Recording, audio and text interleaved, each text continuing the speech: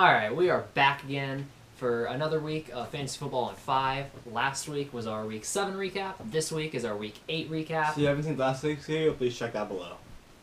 Okay, so our list of studs this week begins with Carson Palmer, Odell Beckham, Tom Brady, Samson, their whole offense, and Julio Jones. There was also Derek Carr, Eli Manning, Todd Gurley, Alex Smith, and Malcolm Floyd. Now, Todd Gurley ran all over the 49ers this week. His big highlight of the week was a 79-yard untouched run to the house. He had a really great week, and he's really been picking up the slack that Trey Mason brought. Drew Brees and the whole offense just exploded Sunday. He threw for 7 touchdowns, tied the league record, and over 500 yards. And he was throwing to everybody and anybody. And they actually almost lost that game. Mm-hmm. All right, this week a couple of duds include names like Aaron Rodgers, Matt Stafford, Ryan Tannehill, Travis Benjamin, and T.Y. Hilton. You can also include James Jones, Emmanuel Sanders, the Packers defense, and the Jets defense. Now, the Jets defense absolutely sucked this Sunday. They allowed 34 points to the Raiders, and I do not believe that you should start them for the rest of the year because I'm not a firm believer in them. Aaron Rodgers had a really dismal week. He only scored 6 points, so you're really disappointed right now if you had him. But he's Aaron Rodgers, and he should be able to pick it up later, but just a bad week for him. So we have a handful of injuries this week in the NFL. We can begin with Le'Veon Bell, Steve Smith, and Keenan Allen. They are all out for the season, so huge blows to their offenses and fantasy owners. Leonard Hankerson is out.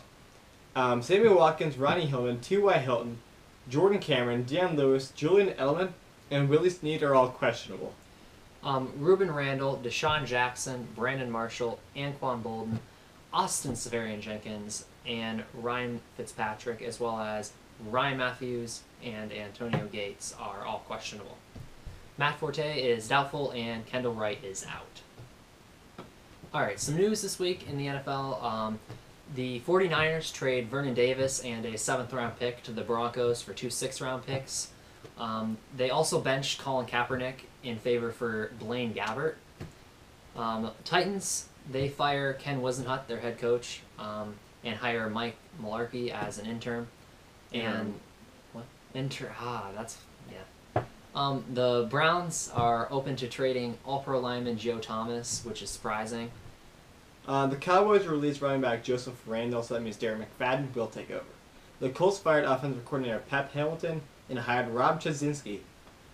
Jason Pierre-Paul, a finger injury, he can make his 2015 debut with the Giants this week, so that's good news for them and their defense.